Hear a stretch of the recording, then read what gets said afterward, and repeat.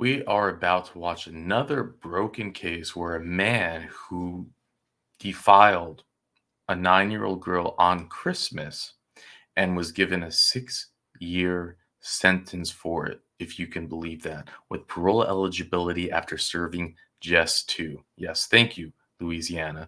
Now, this case took place in 2020. We do not see the parolee in the case, but Mr. O'Shea does paint a picture of just how deserving this cockroach is of early parole. But thank you, Richard, for pointing this out. And with that, let's jump in. Zeller, DOC number 707692. Mr. Zeller is classified as a first felony offender and was sentenced on January 21st, 2016 for indecent behavior with a juvenile. One count, he received a 6-year DOC sentence. His parole eligibility date was January 1st, 2018. He does not earn good time, and he has a full term date, January 2nd, 2022. So I'll turn it over to Mr. Roche. Thank you, Madam Chairman. Madam Chairman, Mr. Wise, this was a very interesting interview. I spoke with Mr. Zeller on, it was the 15th of July at 11 o'clock. He is housed at Morehouse Parish Jail, and a Lieutenant Richard Smith facilitated the interview for me. The offender from the very beginning did not take ownership of his offense. According to him, he did nothing wrong. He was rather boastful, and I hate to use this term, but he was arrogant. He exaggerated his own self-worth. Everything was about Mr. Zeller, and as if there was no one else that existed. So I went on with the interview, and this is the only arrest that Mr. Zeller has on his record. He has a low risk assessment score, and he has a high school diploma from Lutcher, Louisiana at Lutcher High in 1975.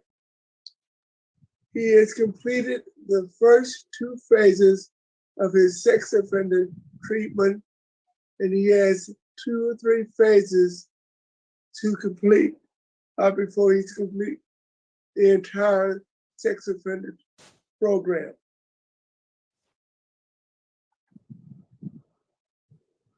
I asked him about his mental health. He said he's never had any mental health issues, and he took no medication for mental health. I asked him about his physical health, and he right off the bat said, it's bad, it's really bad.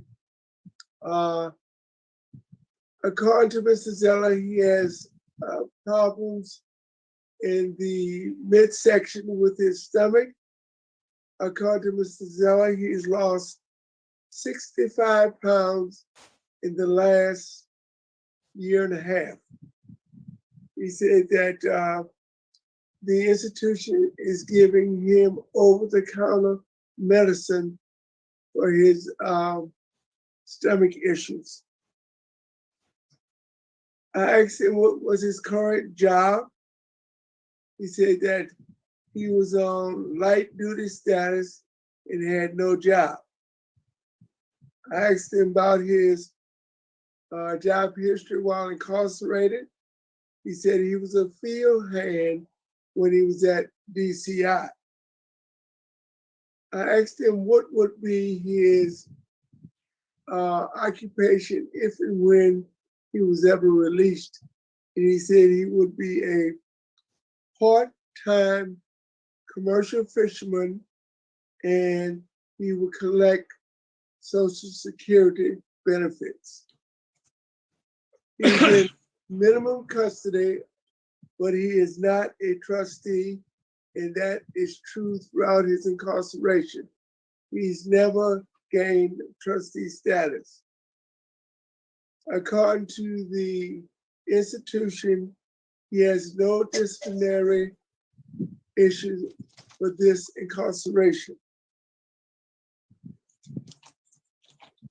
As far as opposition of legal community, the entire legal community is opposed to an early release for Mr. Zeller, especially the DA's office. The DA's office submitted a very strong statement of opposition to his early release. He also has adamant opposition from the victim's family, which is also his family. And strangely enough, Madam Chairman, Mr. Wise, this is the first time where I have 30 to 35 letters from people living in the neighborhood in the community of Pierpont that took the time, wrote letters of opposition and said they are opposed to his early release. He's going to be, if and when he's released, he's going to be released to his mother's home in Lutch, Louisiana, because his home is currently under lease. And it's under lease until January of 2021, and he cannot move into his own home, so he's going to live with his mother in Lutch, Louisiana. But he said under no terms that this would be a permanent residence. He plans to move back to his former neighborhood in Pierpont, Louisiana.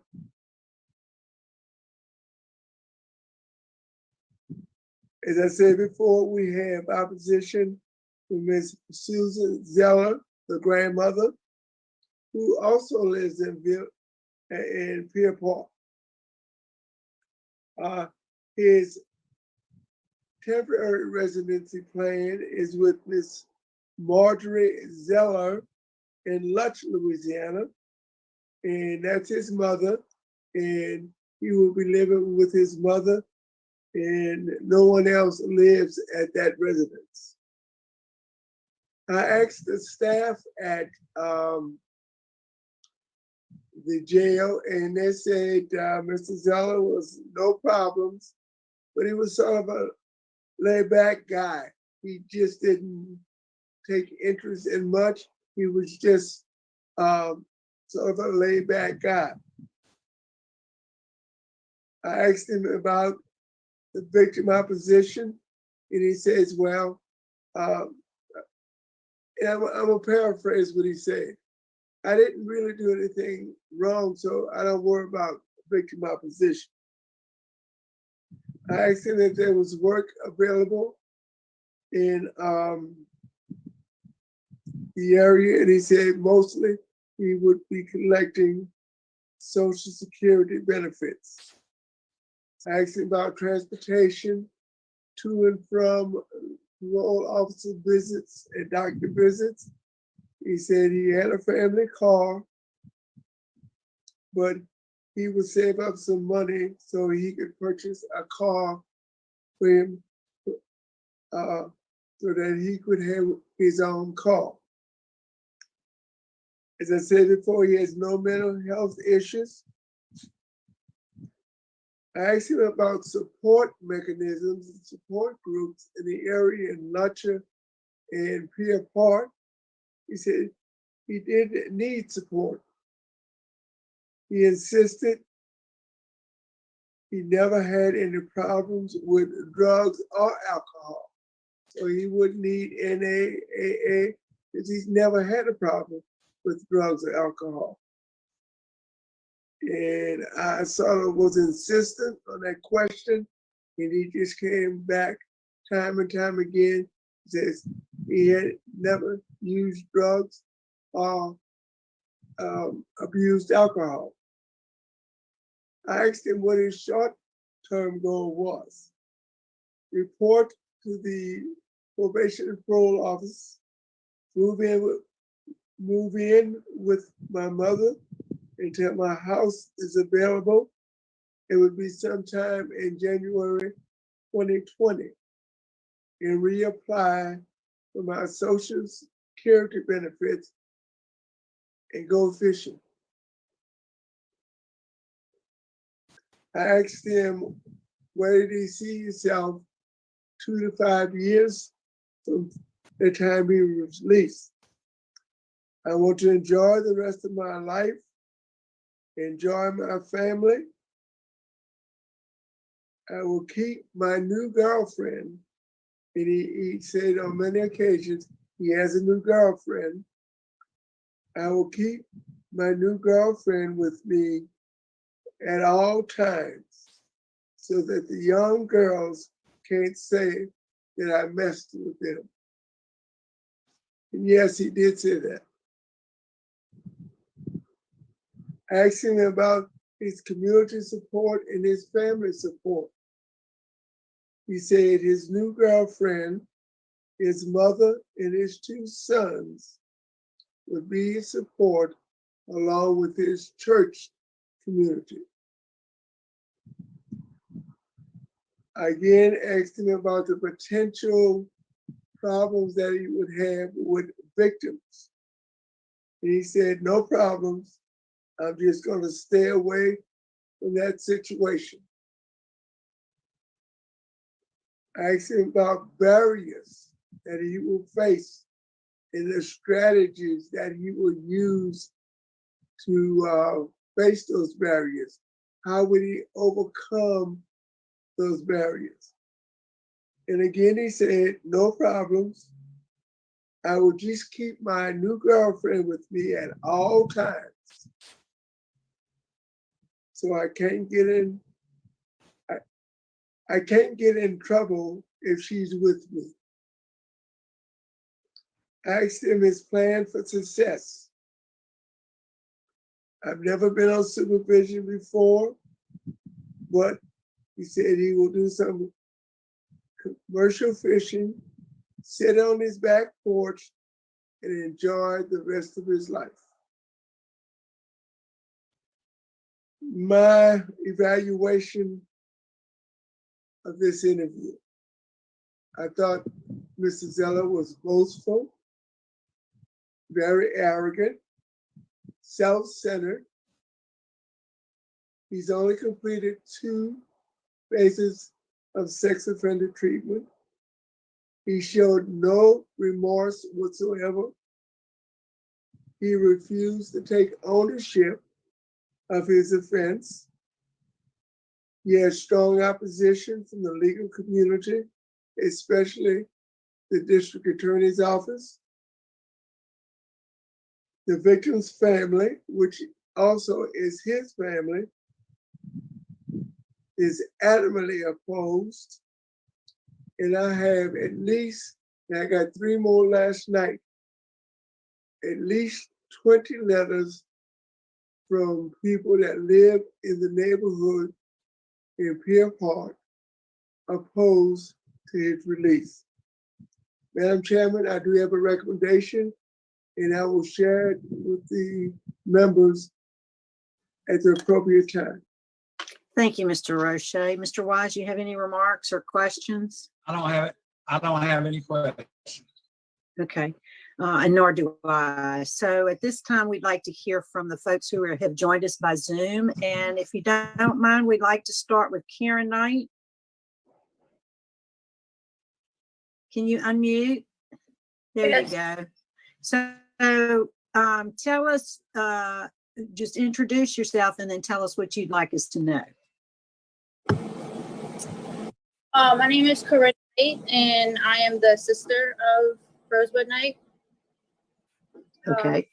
I wrote a letter that I was gonna read, but my grandma has the letter, so I think she's.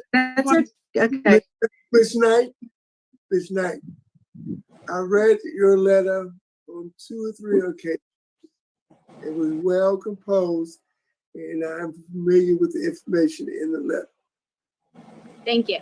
Yeah, so we don't have to read the letter today. If there's anything you'd like to add, we'd be happy to hear it.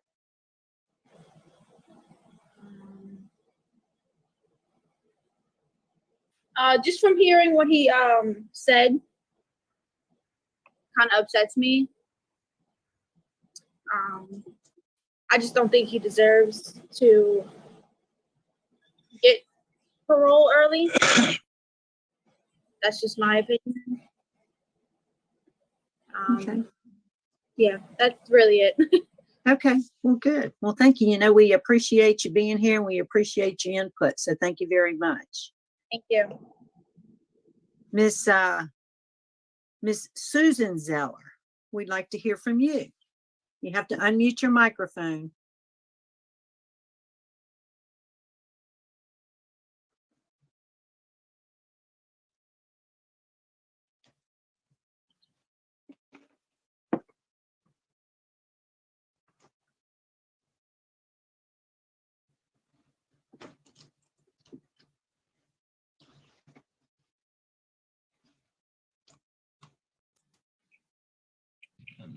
There you go. Sorry. Well, I know we've all have letters. Instead of me reading mine, would y'all want me to read y'all Rosie's? Yes. Yes? Okay, I can hear. Okay, the moment may concern. Ms. Zeller, Yes, we have read all the letters, okay, all the letters from the neighbors, the friends, and the family, and we are quite familiar with that information. So if you can just tell us why you oppose his early release. I oppose his early release because he has never accepted responsibility for assaulting my granddaughter, who was only 9 years old at Christmas time. She's got good memories of that. He just doesn't deserve one. If anything, he deserves more time behind bars. That's how I feel. My husband would like to say something. All right, Mhm. Mr. Zeller, go ahead. You can talk to us.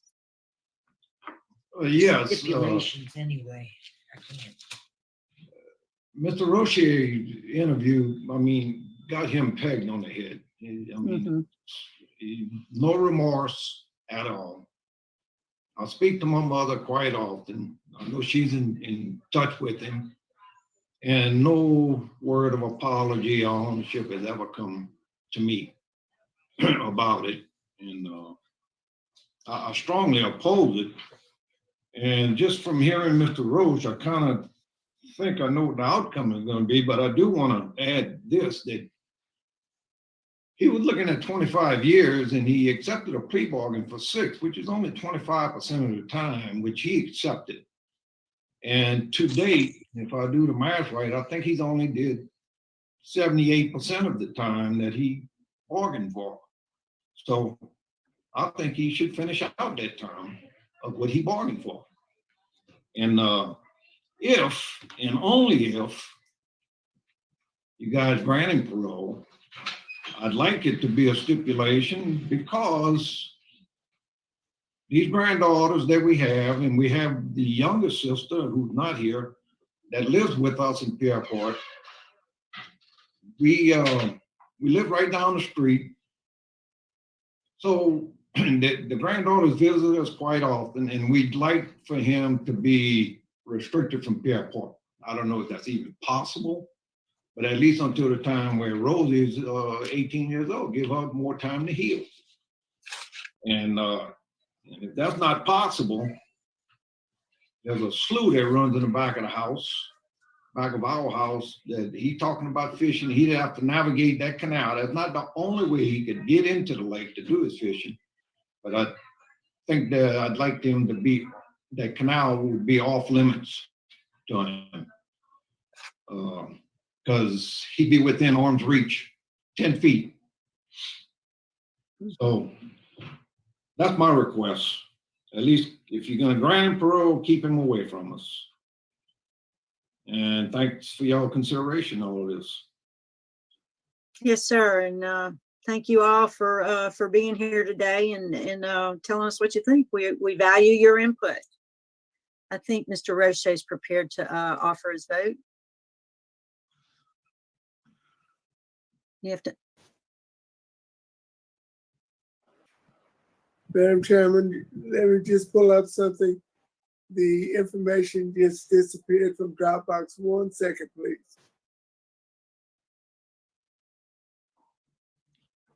You want me to vote? All right. I got it, Mr. Wise.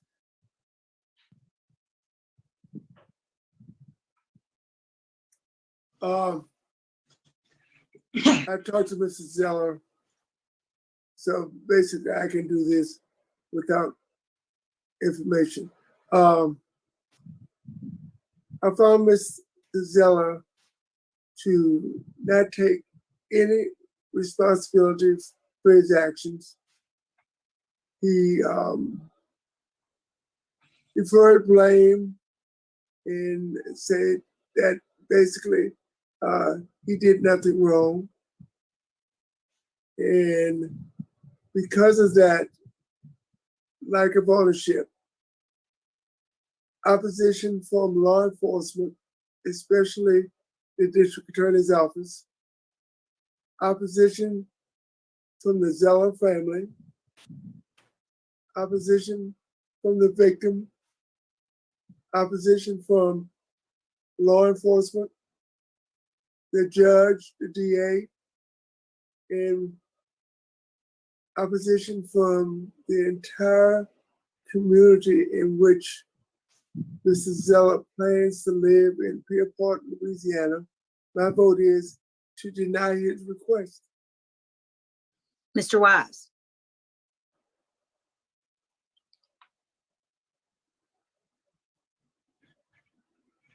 Yes, ma'am. This time I vote to deny. The strong victims opposition, law enforcement needs programs and also needs to complete the sex offender program.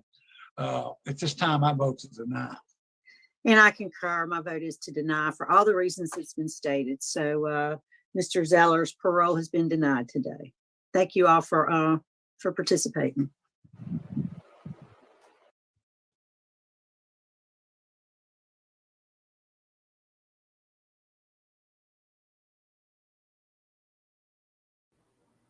Well, there you have it. It's the broken system. Of course, he was denied, but it's like, who cares? I mean, he was given a 6-year sentence. They literally are kicking the ball, not even down the road. They're kicking the ball down the driveway.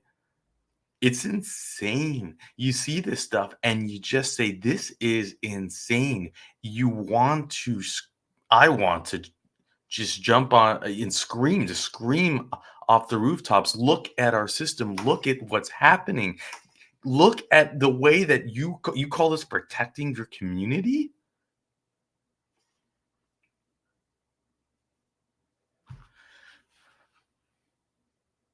It's the emperor with no clothes, and we're living in it. The whole system is absolutely destroyed. And then we have to watch hearings of people serving life in prison for possession. We have to see a 70-year-old man get sentenced to 15 years and denied parole because he had 4 pills in his pocket.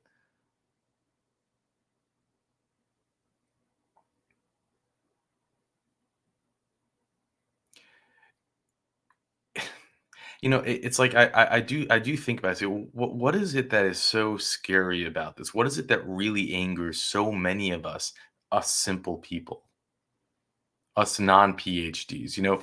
Obviously we don't have the intelligence to understand the risk score algorithm. Of course, he's a low risk score because the algorithm said he was. We're not smart enough to understand that. But what is it that makes us laymen's, us very simple-minded folk, so enraged about this? Is it because we know that they're setting loose an evil predator that is only going to now be more determined not to get caught, more clever in its ways of not getting caught?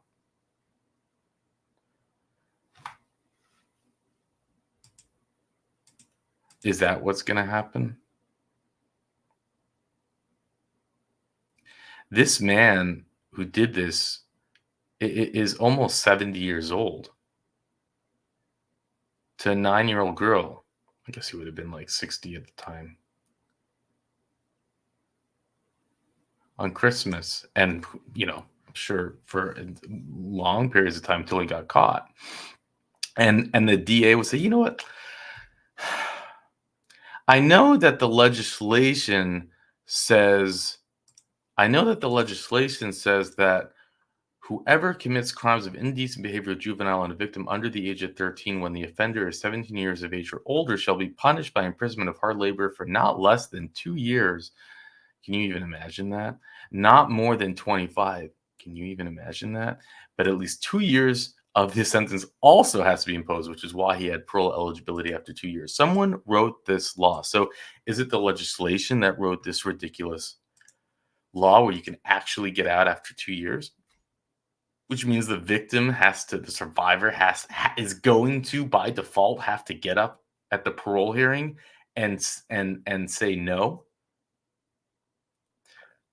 Is it because you would say, well, we don't want to go to trial because we don't want to put the victim, I'll do it from their words. We don't want to put the victim through the trauma of it. But then you're guaranteeing that the victim is going to have to come back in 2 years anyways. In the best case scenario. The victim could be any age according to this legislation. In this case, I think the victim would have been, 11 years old?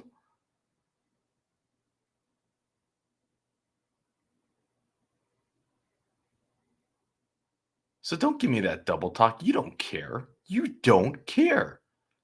That's not why you do it. You do it for one reason and one reason alone. You don't want to go to trial. You're too busy.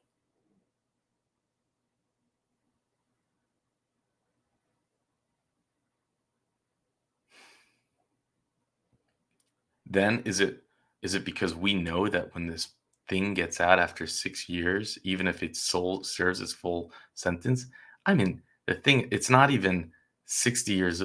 It's not even 70 years old yet. That's a long life of being able to offend.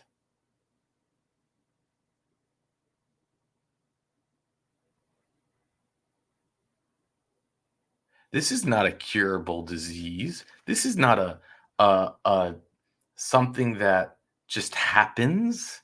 And you even heard from him at his own parole hearing. We can only imagine what he was saying. We've seen these hearings where they straight up blame it on the 9-year-old. Well, the 9-year-old came on to me.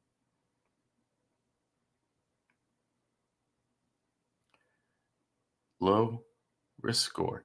You can't explain it, and that's what gets my blood boiling.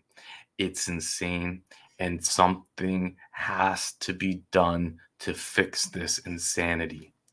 I was watching it was a parole hearing documentary from another state, and it was this parole board. It was like a dumb documentary, and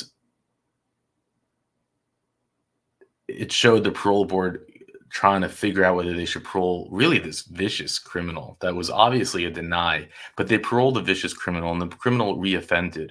And then the parole board was saying in the documentary, it's so tough. How could we have known? And then they said, but there's this new creation of this algorithm, this risk score, and it's helped us so much because now we know. And when I saw that, I should play it for you guys, the clip. I just like, wow. It's just a chronic thing. It's just these people in power are just nuts. And then I was thinking about it, and I said, well, maybe it's possible that they like it because it kind of indemnifies them in a way. It like when something goes wrong, it's not their fault. It's the risk score's fault, you know? It's the PhD's fault. It's not our fault. We have an algorithm. So that could be why they like to lean on it. It makes them feel better. But this is why we do this, because this is the only thing that can eventually one day lead to change. I don't know. One day, I think enough of us will see this where it will lead to some type of change. We will start to pay more attention in the ballots. And things will eventually evolve where people will be held accountable for the laws that they pass and the decisions they make that hold their community at risk. With that, I'll let you go.